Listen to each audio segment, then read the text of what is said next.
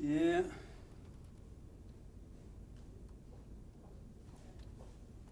Do you have a watch? Sure do. What time is it now? It's like 5 after. Okay. 5, 6. After I read the book, I said, look, I was born to do this movie. And I don't know what your plan is, if you're just planning on directing it or what, and you know, and my daddy bred a horse whisperer that was following in his footsteps, or attempting to, and I said, I don't know what your plan is, but I'll work for nothing if I have to do this film. So if anything changes or happens, and then I found out, oh, he's starring, I went, well, I don't know, Patrick. I don't think you're old enough for it, really. I don't think so either. You're not. I don't think. I think it had to be somebody older, and Redford's not listening, I hope. More weathered looking, and Redford still looks great, but he looks a little weathered, you know. Now I think he looks marvelous. It doesn't bother me, but okay. Do you need a white balance? I've got it already. Good. Well, Patrick, which you have nothing to do with. But anyway, let's talk about Black Dog, because I didn't know much about the film before I went to see it. And I sat there and I was absolutely blown away by the action in this film. But also there's a very nice, lovely family story. That, you know, the two things are parallel. Let's talk first of all about the action, because people now are so accustomed to things being computer generated. Yes. And these shots with these big rigs in collisions and flipping through the air and everything else they're doing, people are going to say, oh, well, they did that computer generated. So No, there's none of that stuff is computer generated. Only the vision of the Black Dog, which is born out of a Southern trucker's legend about truckers that push the envelope too hard and burn the candle at both ends, and work too long and hard to and run two logbooks. And there is a common vision that they seem to share, supposedly, which is, and I'd heard this before I ever did this movie. It's what intrigued me about it initially, is I'd heard this Black Dog legend, and many truckers seem to share the same vision of when they fall asleep at the wheel and go off the road and die or are hospitalized or kill someone, they all see themselves driving into the gaping jaws of a giant black dog in the fangs, and then they wake up or they don't. And so that's what happens to this guy, Jack Cruz. But the action, for me, it's a very responsible action movie, because I have very specific standards on. Sorry about that. That's okay. Let's go back to, for me, I have very specific. Okay. Okay. For me, I have very specific standards in what determines whether I will do an action movie or not. I'm not interested in gratuitous violence or blood and guts. I'm not interested in unrealistic heroes. I'm interested in the everyman kind of hero, to where the character could be any one of us, whose family being put in a life or death situation will go to the death to save them. And I think any one of us would do that, and I think that's what makes it work for men, is, or women for that matter, on an action level, is that you can believe the action. It's not computer generated. It's not outrageously unrealistic stunts. It's a guy who just happens to be one heck of a truck driver, and uses that skill to save himself and save his family, based off of stupid decisions he's made. But I think the thing that really turned me on about doing the movie is exactly what you said. It really has a dramatic element and a dramatic arc in a very simple way. You know that.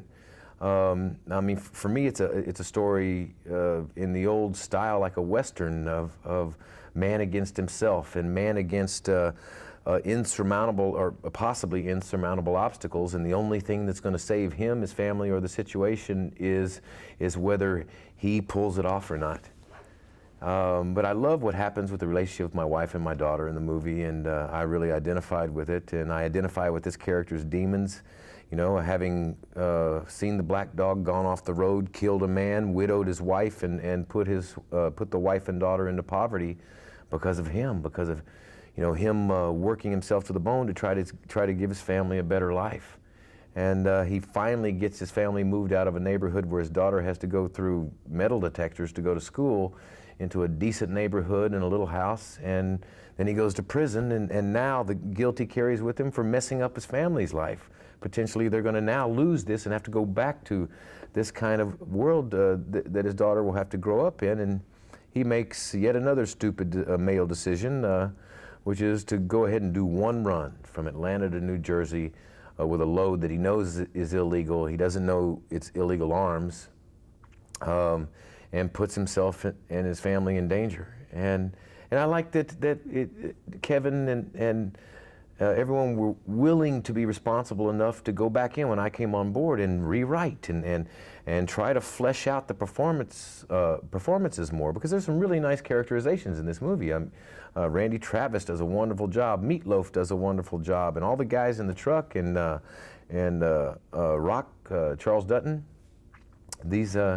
So there's some really nice work in the movie, and I think that's a testament to Kevin Hooks. Not only is he renowned as an action director, but he is of the acting world. I mean, he was on The White Shadow for a long time. He was the little boy in that movie Sounder with the boy and the dog, and so he loves the process of performance and was willing to allow spontaneity and nurturing to happen, and I think that's why it comes off as more than just a big action movie. Did you have to learn to drive a rig? Yeah, I had to relearn. I had hauled cattle. I had driven double-decker cattle trucks in my teens for my grandfather, and driven a little bit as a scab, as a strike breaker for the Grocer Supply Company in Houston. But that was many years ago. But I surround myself with stuntmen and guys that I've worked with for many years, where you get this level of trust, like a marriage, that they know I'll die for them and I know they'll die for me. So we protect each other, and my stunt double's phenomenal. He knows how to get out there and set the fight choreography and everything up in the safest way possible. Then we have meetings and go through and analyze it. And I had Gene Hartline, who I've worked with as far back as North and South, and even the Renegades, an early little series I did. He was my Zen guru truck driving mentor, and he turned me back into a truck driver real fast. And it worked. It really helped the production, because they had all these special rigs built, planning on an actor that had no ability to drive the truck. But when I showed myself to be able to handle this rig in a lot of situations, I wound up being able to do a lot of driving, which saved them a lot of time. How many rigs did they use, and how many did they trash? I don't know, but I think we do wreck more big rigs in this movie than in the history of cinema. Thank goodness we don't blow that many up, though. It's more like, you know, real skill on my character's part, that he, you know, gets out of it without blowing too many of them. We do have the obligatory run the truck into the tanker and see the big kaboom, you know, and then the one truck that runs the car that runs in the back of the truck. But the rest of it's just straight ahead, fun action, you know. But I would say it could be possible we destroyed 50 big rigs. At least. Yeah, it was outrageous. I mean, just we had, for my truck, we had 6 or 8 doubles on just my truck, because we had to have it in different states as it goes through what it goes through. And then keep the one movie star truck in really good shape in case we had to jump back to earlier shots. But we had what was called the War Wagon. I mean, some amazing rigs. They took a giant bus frame, took the body off of it, and put a seat out on the very front of it for the driver, and then a platform all the way around the cab of the truck set in the center, and then a director's monitor room on the back, to where we could have some control and some versatility with the camera. I mean, that's how we get those tracking shots all the way around the cab while we're doing 60 miles an hour down the highway. And we could have a camera crew and lights and everything. And it was a behemoth. It was like a sight to behold going down the streets. I mean, people would just stop and do, what is that? Where did that come from? But it was a lot of fun. I think I haven't had that much fun on a movie in a while, especially with the pain I had to go through while shooting it, because the movie I did immediately before Black Dog is a kind of a very interesting thriller called Letters from a Killer that will come out afterwards. But I had my first mishap on a movie like this, where I broke both my legs and I detached 4 tendons from my shoulder. At the very end of a bareback horse chase sequence, was done with all the stunts, all that stuff. It was mainly just, a shot to establish me just, following a path through these oak trees with FBI cars, and they can't follow because the trees get too dense. And came up to the camera, and the horse wanted to go one way, and I needed him to go the other, and we only had one chance at the shot, and I made him go where I wanted him to go, so he cut 90 degrees, and I was bareback, so he sent me like in a pretty swan dive right at an oak tree. So I had this very intimate moment with this oak tree, but what saved me was I grabbed 2 handfuls of his mane and flipped myself so I'd break my legs into the tree rather than go head first into the tree. And then when I hit the ground, I detached all the tendons from my shoulder. And I'd never shut down a movie before, and I didn't like the way that felt, So you had the shoulder injury, and then you broke both legs, is that right? Yeah, at the same time. Wow. And, but I only let myself be down for 3.5 months and had myself back on that movie with the same crew back because I got back fast and finished that movie and the horse chase sequence. And then 3 days off and then went straight into Black Dog. So Black Dog was really a study in my ability to confront and deal with pain and still do the job. So it made it a challenge, and also only 3 days off between the 2 movies. I had no time to plan the character's emotional arc, much less a relationship arc or any relationship arcs. And I usually like to do a very specific orchestration of every character and relationship in the movie before I approach mine. Then I allow the movie to tell me who I'm supposed to be rather than predetermine or lay on the character who I'd like them to be. So it was a real challenge to see if I could just go with the flow and trust my instincts and try not to be boring or run into the furniture or run into too many trucks that I wasn't supposed to. How are your legs now? I'm doing great. Lisa and I are training really, really hard. We're going to do a dance movie, Without a Word, finally. I know we've been talking about it for years. But I'll reiterate, it's this play we wrote called Without a Word that we won 6 Drama Critics Awards for. It's gone through many incarnations with writers and directors who wanted to take it into abstract hell, and we gravitated back to the place where he's like, what? This piece came out of us as a play. It needs to come out of us as a movie. So Lisa took it, owned it, took the last year, wrote the screenplay, and did a beautiful job. And so she is going to direct the film, and I'm going to produce it in September, and which is very, very exciting. I mean, this is, as you know, this is a labor of love that we've worked toward and on for a long time. And it'll star both of you. Mm-hmm. And Nicholas Gunn. And it is pretty autobiographical, isn't it? To a degree, in terms of what the characters go through and how their careers end, but not in terms of the details of the story. It's really many different kinds of a movie. It's a love story. It's a dance film, but not a bebop dance film. This is serious concert dance. That we have a concept, but we have a concept on how it can really work for a mainstream audience, without selling out the quality or the potential level of depth of the dance. And we're putting together many wonderful choreographers, so there's many different kinds of dance and style, and my mother being one of them. And so it's really exciting, it's really scary, but we're going to have a lot of help, because over the years I've made a lot of very, very close friends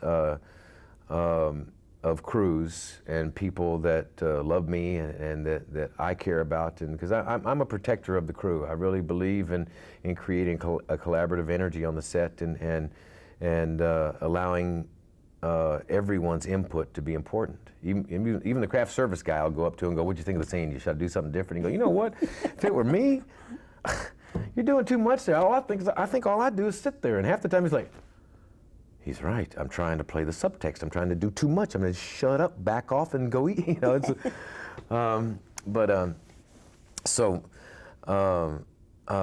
we're surrounding ourselves with people that we hope, well, not only hope, but fear are more talented than we are.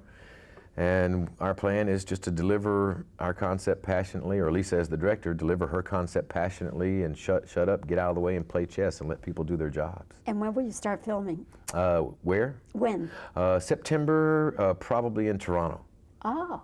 And then immediately after that, I think I told you about this movie I've been researching for many years about the history of the Arabian horse, called Drinkers of the Wind, which Arabians have been nicknamed for centuries. I just got the first draft delivered a little bit back, so that is also greenlit, financed, and I'm going to direct that in the Middle East, in the desert, immediately after Without a Word. And you'll star as well? Mm-hmm. And that is a movie that is historically based in fact, but we're just inserting this fictional character, but not allowing this character to affect history, because we'd really like to stay true to the history of how the Arab countries were formed. So this guy can't be necessarily a part of the formation of those countries. He's got a peripheral story. And it's really a movie in the old style. It's like, you know, it's an epic and big in scope, but not bigger than life. It just follows this man's journey of learning how to care about something other than himself through the love of this horse, this mare, and this taboo, ultimately doomed relationship between he and this Arab woman, and the love of a people. Because I have so many friends in the Middle East, and they are so tired of being the bad guys and the terrorists in the movies these days. They know I want to present their culture in the beautiful light that it deserves, and that's part of my objective in the movie as well as telling the history of the Arabian horse that I love so much. So you have your next 2 or 3 years mapped out. Yes, ma'am. And you know, after I hit that oak tree, it just flipped a switch inside of me. You know, I mean, I really should be dead, and I'm not. And it made me realize I'm on borrowed time, you know, and we only have so much time, so you might as well get on with it. You know, I hadn't directed or produced to this point because of fear, and I don't think you ever get rid of fear, but I think you can use it as an incentive and drive you forward and drive you to a greater level of excellence. But I don't care about the fear anymore, and I got a lot I want to say as an actor as well as a filmmaker, and I'm going to say it. And the only way to do it is do my projects. Patrick, one last question, and that is, what reaction do you think truckers will have to Black Dog? I'm very excited about the reaction that truckers will have. That's going to be the real test for me, is do I pass the test for truckers? You know, I mean, are they going to be in there going, "Whoa, this boy can drive," you know, and are they going to identify with me and feel like I represent them in a way that they can be proud of? So, and I think they're going to love this movie, you know, mainly because it's realistic, you know, and it's a responsible action movie. But you haven't, so far you don't have any reaction from truckers? All the truckers around North Carolina and Georgia and where we were shooting it, and all the truckers on the movie are very proud to have been associated with it and proud of what I did. So I've gotten a little tease of a trucker's reaction, but I think they're going to like it. But what surprises me is women are loving this movie. I mean, why? It would have to be because of the dramatic arc, you know, and that you really care about this guy and the people in the movie and whether he lives or dies or not. Yes, the family story, very appealing. And women like action too, you know. Enjoy seeing those. Well, Patrick, all the best to you. It's Thanks, wonderful Bobbie. to see you, and I'm glad that the legs are healed. And you know, when I heard about your accident, I thought of all the ironies, because I know you've been riding horses all your life, and I thought, and breeding horses, and I thought, of all the ironies in the world, that Patrick Swayze would break both legs. riding horses. But you know, I've come off a horse so many times you can't imagine. But I just never had an oak tree in front of me before. You know, it stops you dead in your tracks. But at least I'm alive. Thank you, Patrick.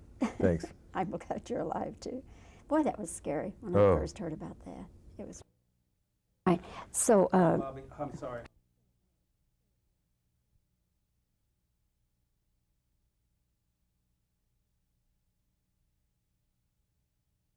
It's okay, Jim. About We're 30 okay. seconds. We're okay. So glad Lisa came this time. I was hoping she'd be with you.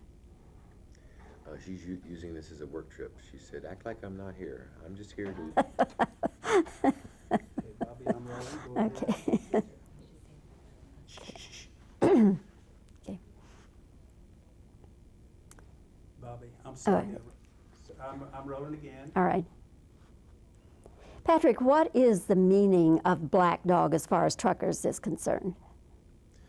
It's an old Southern trucker's legend, where it's this vision that all. Wait a minute, excuse me. I think I. Yeah, right. Okay, I'm rolling. Patrick, as far as truckers are concerned, what is the meaning of black dog? It's an old Southern trucker's legend that truckers seem to share the same vision when they go off the road after running too many hours and pushing the envelope too far. That's good. Okay. How many rigs did you trash and destroy in making this film, Black Dog? That's hard to say, but we definitely trashed more than I think anyone's ever done in cinema and history. Okay, that's fine. That's fine. You okay, Jimmy? I'm okay. Oh, okay. How did they go about getting some of these extraordinary shots of the chases and the crashes and all? Well, like as you said earlier, that a lot of people think all this kind of stuff is done computer generated, but we are really wrecking these trucks. And Yeah. actually, the only thing that's computer generated is the actual black dog vision.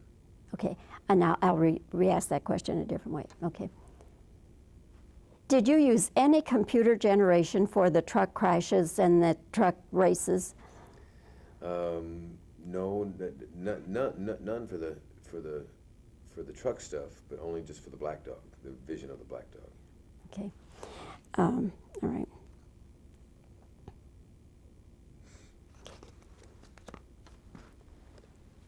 You had a very severe accident in making the picture Letters from a Killer. What exactly happened? Had an intimate run-in with an oak tree, and done with all the stunts, and just it was time for me to ride into a movie star close-up that happened to turn to a hazardous stunt. Okay, that's fine.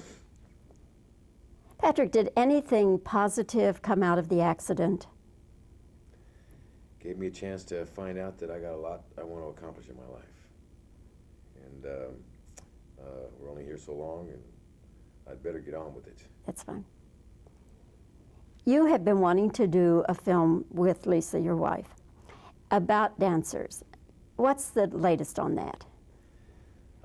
Well, as you know, it's called Without a Word. We did it as a play and won a lot of awards for it, and we're going to get it done as a movie now. And Lisa wrote it, she's going to direct it, and I'm going to produce it. And when will you start filming that? September in the fall is what we're shooting for, or the time we're looking to get into production with it. For a long time, I know you've had another project about Arabian horses. What's going on with that?